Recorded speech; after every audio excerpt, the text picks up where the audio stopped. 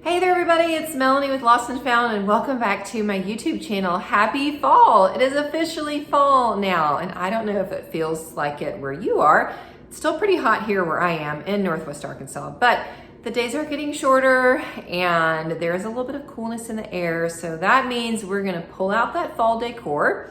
And I have two great fall home decor projects to share with you today. The first is a super simple wreath for the front door that I'm gonna DIY and walk you guys through.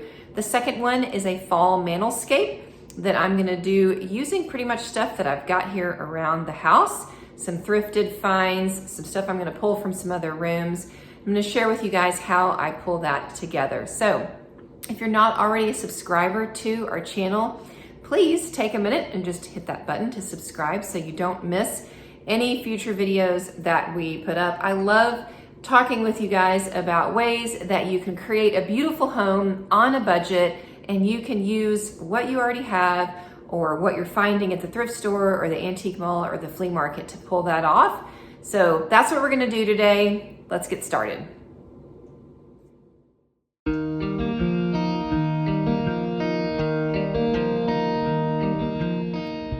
All right, I'm gonna be super honest with you guys. I do not decorate my entire house for fall. Somebody asked if I would do a fall home tour and I thought, well, there's not a ton to show you. I do little vignettes here and there.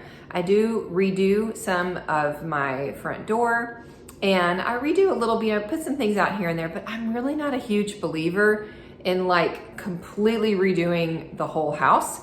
I do a lot more decorating for Christmas, but I do like to put some things out.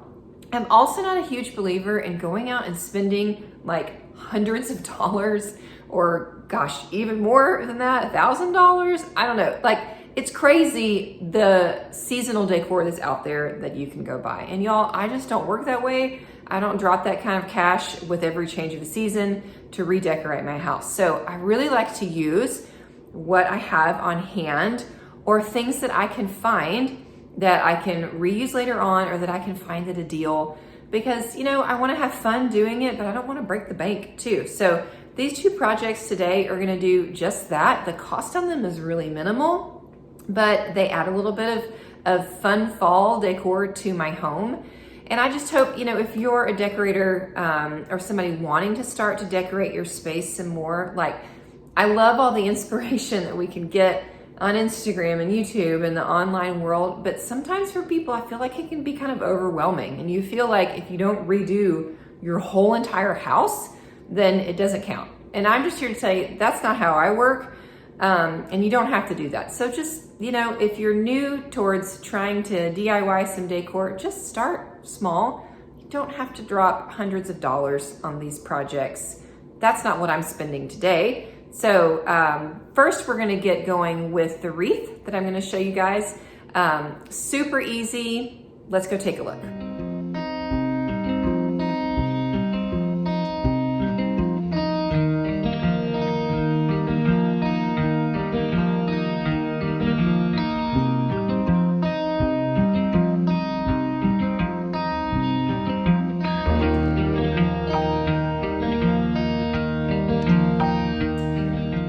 So our first project is going to be this fall wreath for my front door. Now, I want to let you guys know that I didn't just kind of like create this design out of my head. Honestly, I'm not that creative. I've never been able to just like, poof, something comes out of my head. I like to look around first online. I spent some time looking throughout Etsy, saw several wreaths on Etsy that I thought were beautiful. And I used those as an inspiration for when I went to go get my own pieces. So, you know, if you're not particularly creative and you feel like you can't just pull a floral design out of your hat, that's okay. You don't have to. Look around at what's already out there, be inspired, buy it, make a list of the things that you're seeing that you like, the colors, the textures, and then tweak it to make it your own, okay? So what I have here is an 18-inch grapevine wreath, and then I have a bunch of little boxwood picks and some lamb's ear picks. These really pretty longer stem orange poppies. I believe they're poppies. They're gorgeous. And then this bigger bush of these white, I'm not exactly sure what they are, but I liked the tone of their white. They weren't too white. They had a little bit of cream. And, you know, it was a great price if I kind of bought them all like this. So I did buy all of these materials at Hobby Lobby.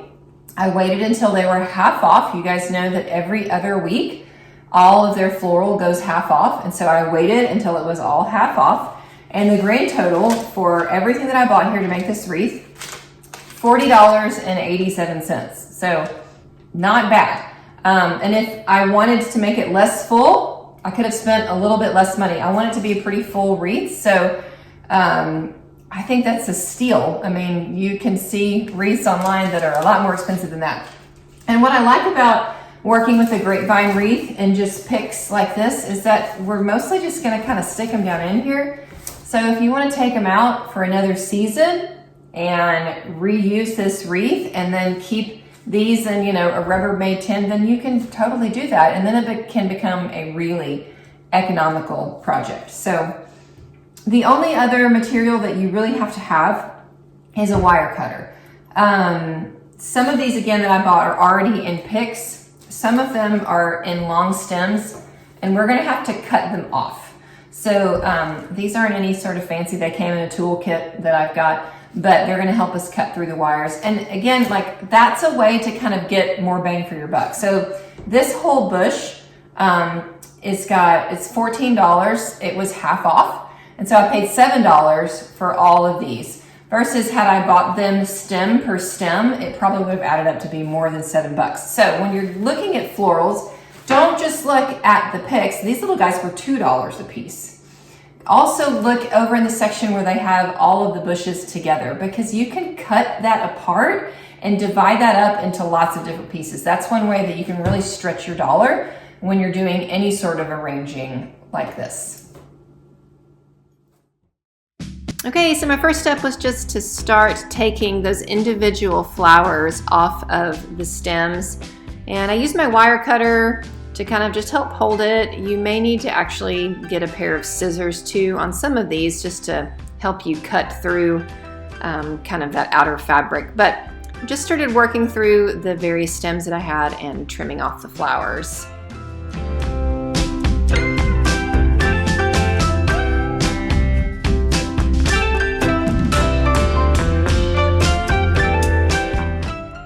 As you can see, some of them pop right off, come off a little bit easier than others, but it's not a difficult process to get these all taken off.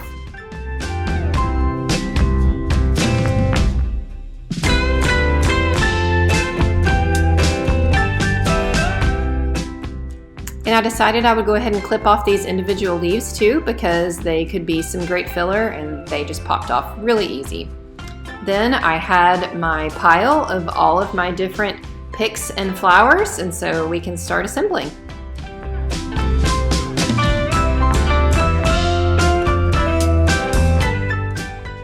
Okay, so when you're doing a wreath, you want to start with the background of your greenery first, kind of the base of the color that you're going to use and the filler. So we did the boxwood first and really just crammed it down in there. It's so easy to do this, you guys, with a grapevine wreath. And then I moved on to the lamb's ear, and I kind of pointed them in different directions so that they would just fill up all of that empty space in the grapevine wreath.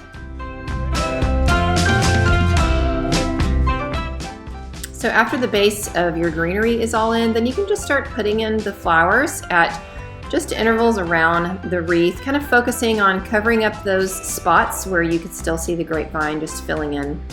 And if you have an exposed porch, or you have a lot of high winds, or if you're concerned about this being exposed to the elements, then you can definitely use some hot glue to glue those stems on. For me, it's easiest just to kind of stick them down into the grapevine. But if that's something you're concerned about, then you can definitely break out a hot glue gun and do that as well.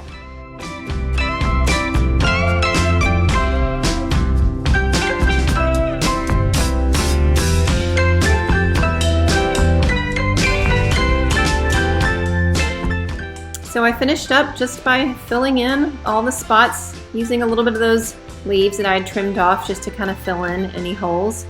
And then we were done.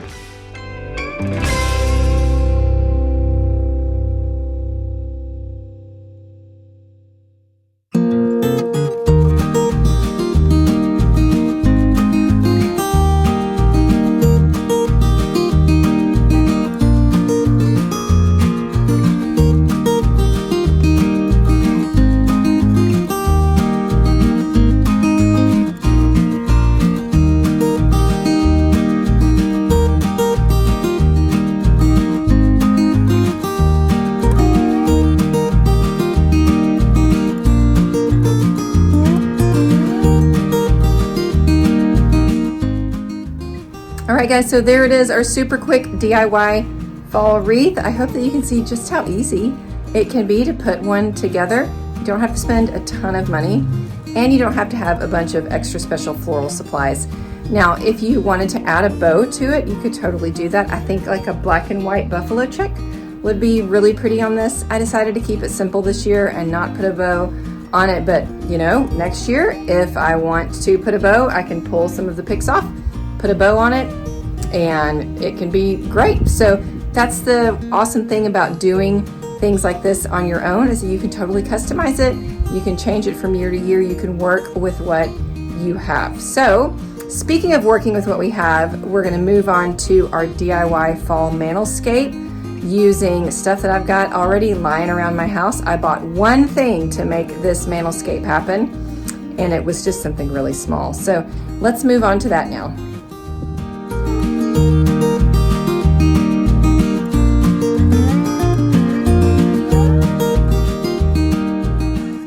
Alright you guys, so this right here is what I'm going to use to pull together the fall mantelscape. So I was really inspired by a picture that I saw on Instagram. I'll link that in the description of this video. And the picture had a blue and white and orange theme inside this beautiful pine hutch. And so I wanted to try and replicate that idea with some warm wood tones, blue and white, and then a little bit of some kind of deep orange for that fall color. So the only thing that I purchased to pull this off is this little collection of pumpkins and pine cones right here. It was a vase stuffer, filler bag, whatever, that I grabbed at Hobby Lobby. I think it was maybe $4. And then I did buy 2 faux eucalyptus picks. Everything else is stuff that I have around my house. So I have some greenery that I've used before that when I'm not using it, it just goes in a tub in my garage. This really adorable sewing box. I love it because it has and these pretty painted flowers on the side. Sewing drawer, sorry, not sewing box, sewing drawer. A sweet little milk glass vase. I've got several milk glass vases. I just keep them around. And then I collect actually flow blue china. So I've got a bunch of these pieces. And actually, since I've moved into this house, I haven't really had a place to display a lot of them.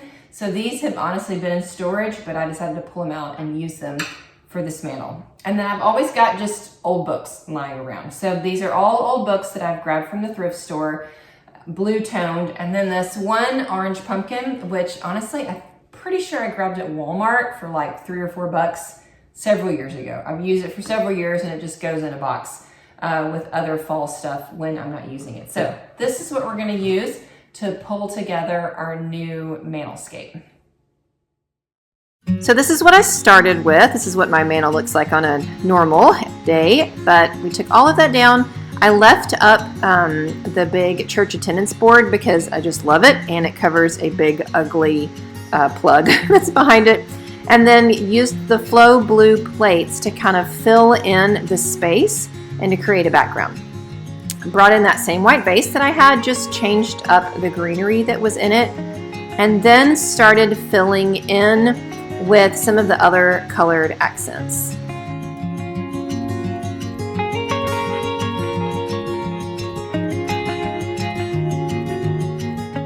So when you're working with a shelf or a mantle, you definitely want to create a focal point, and it doesn't have to be right in the center. That church attendance board is not right in the center of the mantle, but it is a focal point, and then you just work to draw the eyes down, filling in the space.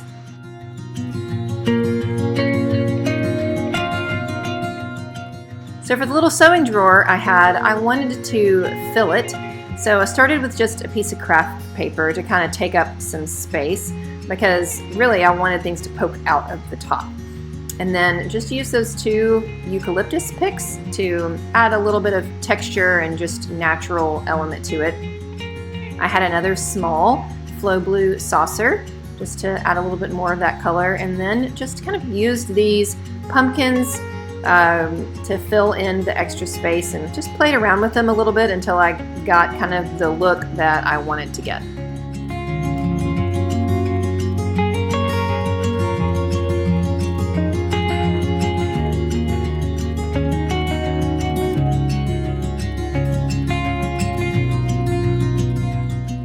So that little sewing drawer was the last element to put up there.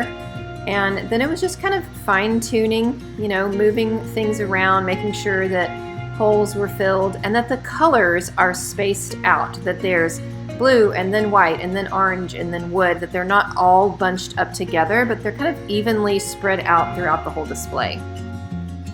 And here it is, all finished.